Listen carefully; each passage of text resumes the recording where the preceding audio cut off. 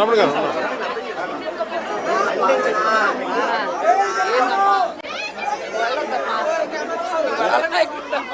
మీరు ఉండండి, బాగుండండి.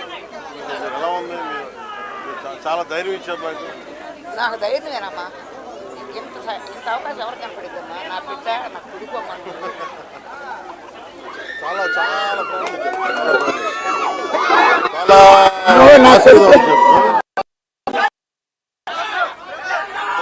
చాలా సీఎం వాళ్ళు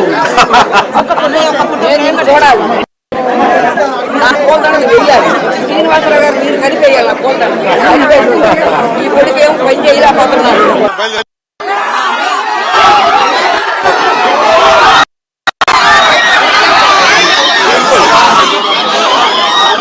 నా కొడుకు 10 సార్లు సీఎం అయ్యేటట్టుగా బతికి చూడాలి.